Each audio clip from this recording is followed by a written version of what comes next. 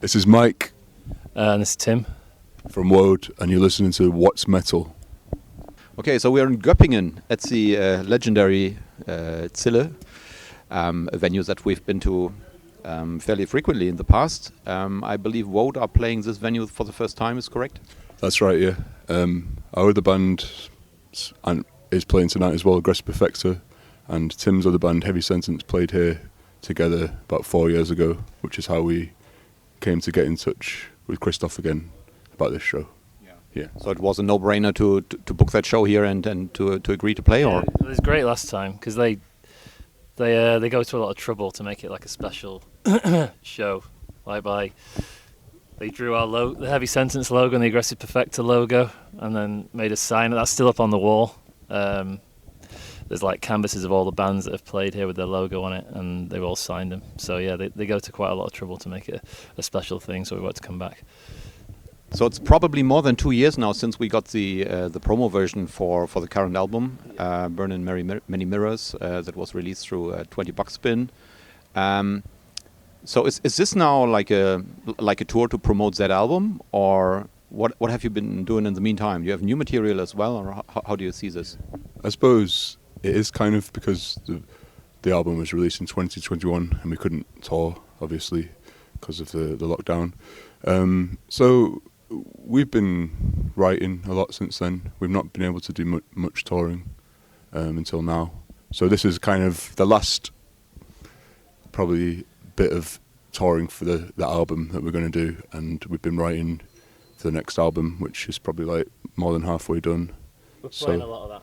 We're playing a lot of new stuff tonight, and we've been playing a lot of new stuff on the tour. Just like try not to overload the set with like too much new stuff, because I guess people still want to hear the album tracks that they know. But yeah, we've got loads of new stuff ready to go, and hopefully by the end of the year it'll all be recorded. Yeah. So I mean, you have 3 full-length albums out now, each on a different label. So what about the next one? Are you going to check out the next one as well, or are you staying with 20 Bucks Spin? It's going to be on Roadrunner. Yeah, we're with 20 Bucks Spin for at least one more, I think. So that's the plan, and we're very happy with what they've done with us and how they promoted it and stuff. So yeah, happy to continue with 20 Bucks Spin.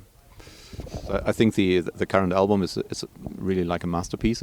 I really enjoy it. Fantastic stuff. Even though the stuff that you released before was great as well. So when you think back about like the early days when you released your first demo, I think that was in 2011. Yeah. Then 5 years until the debut, roughly, yeah. Right? And then 2 more albums. From your own point of view, how do you think the band has changed, or progressed? Well, I mean, you're still true to your roots, right? But I don't know what I want to go for, really. I kind of like have the feeling or the impression that nowadays you're able to play stuff that you couldn't play in the past, even though you had this, like the ideas are there and you try to go in a certain direction. But I think now on the current album, it really all kind of like came together, or at least you were capable to record it maybe better as well. Maybe give me your view on this. Yeah. I think it's probably a technical standpoint, improving as musicians, certainly for me, because I couldn't really play guitar very much when we started. And it's also just more influences coming in, and then our just viewpoint changing a little bit. I think we were very pretty firm down the line, black metal, when we started, but now I feel like we can grow in whatever way we want to.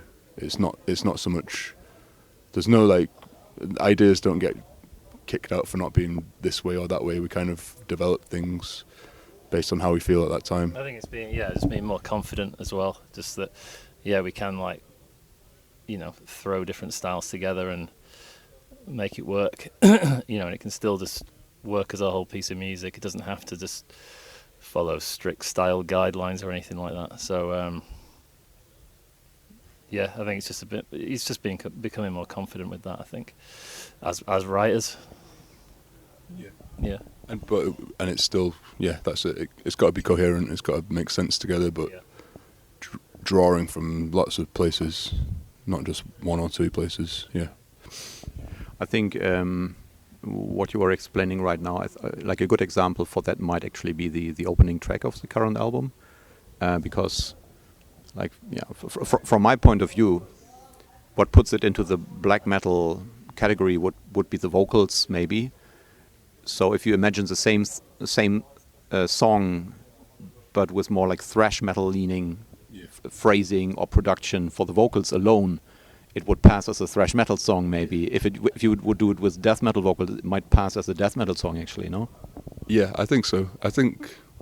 I guess we're looking at a little bit at that time in metal when black, death, thrash, all this stuff kind of, it was not always necessarily labelled as the same thing, you know.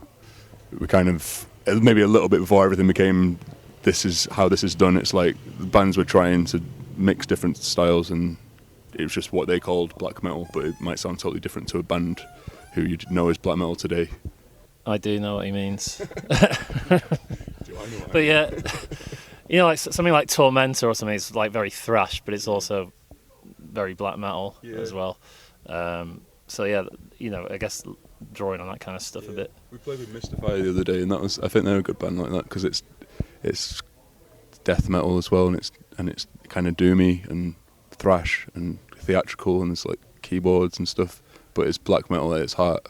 Yeah. So stuff like that kind of is more of a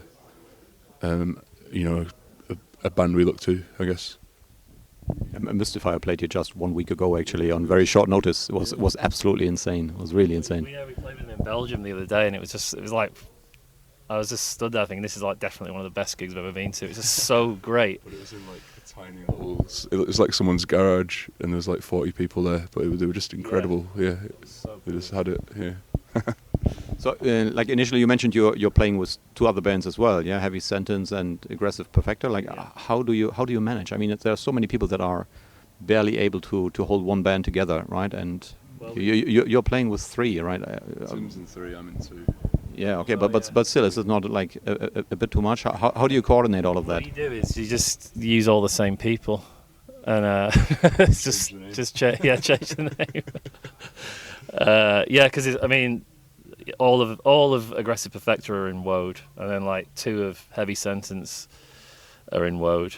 So it's just everyone's pissing in the same pot, really. Is that such a small scene that you have locally that this is the only thing how you can manage, or is this like a very close circle of friends that have been together since many years, or where does this come from? It's a bit of both, I'd say. Manchester's kind of not really a metal city, but you know, when you find people who you can relate to and have the same taste and same ideas, and are hungry to make music together, then you have to become friends. Yeah, but like also, it's not just like, oh, we might as well do this. It's like Tim's constantly coming up with ideas which would fit one, you know, not just WODE, it would fit these other bands. So you get the same people in and just reinterpret it, or slightly different people and reinterpret it for each band. But it's like, yeah, I feel like it's a good mix of people coupled with a small scene. He's hit the nail on the head there.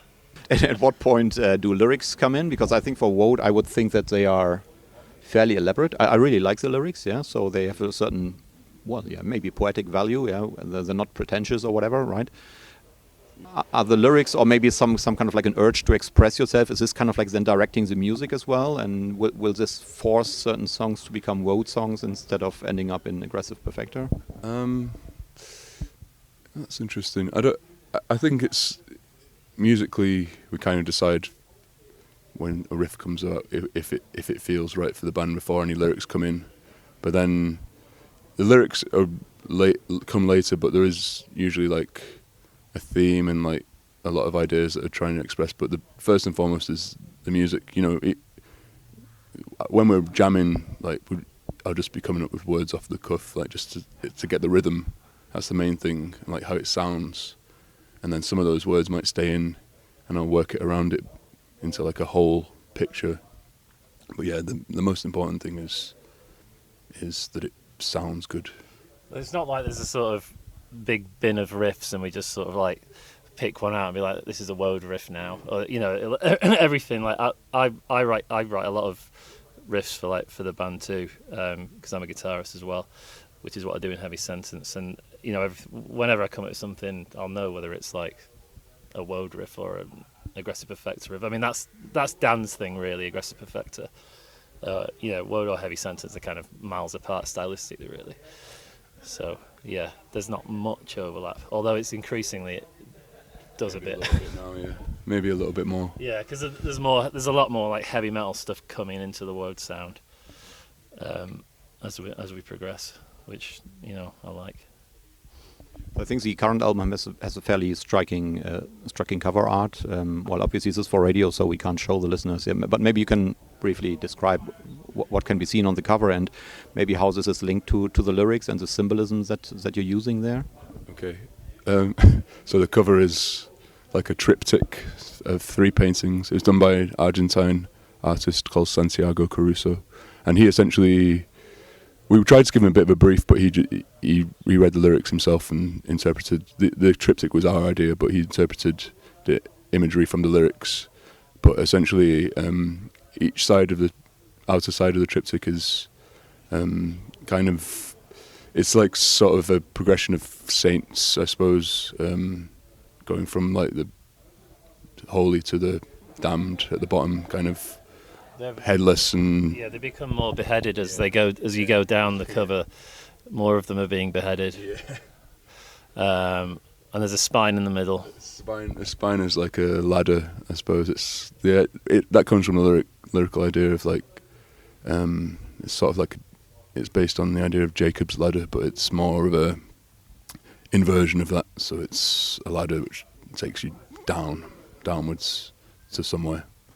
Yeah, so that was it. And he took all that and kind of made something that was much cooler than we could have imagined. We were really happy with it. So I hope this makes our listeners curious enough to check it out also visually, besides the songs that they're going to hear. He's really funny as well, because he will, rather than like email you with ideas and stuff, he'll just send you like WhatsApp voice messages of like him getting really excited about his ideas that the lyrics have kind of inspired. And yeah, they're quite entertaining to listen to, because he's obviously like, you know, his imagination is just running riot, and it's great to listen to. Yeah, it's great if you have such kind of like interaction with an artist, and because you can feel that they're totally into it. It's not just something that they pull off the shelf and hand over to you, right? Yeah. Absolutely. Okay, so I saw the local promoter slowly getting nervous there. I'm not sure when you're supposed to be on stage, but maybe we don't drag it out for too long. So the last question that we always ask is, what's metal, basically? Yeah, so the name of the show. What is metal for you? Can you describe it? Can you define it somehow? Fuck, what's metal? I don't know. It's just like pounding metal. It's a feeling. Yeah, I think like, you know, a sense, sort of a bit of wildness, a bit of strength, a bit of freedom, a bit of violence. Yeah, and attitude as well. You know, I think that's what we try and put across. I don't know if that's what relates to anyone else, but something like that. And metal is metal at the end of the day, I think, is what we always say. Metal.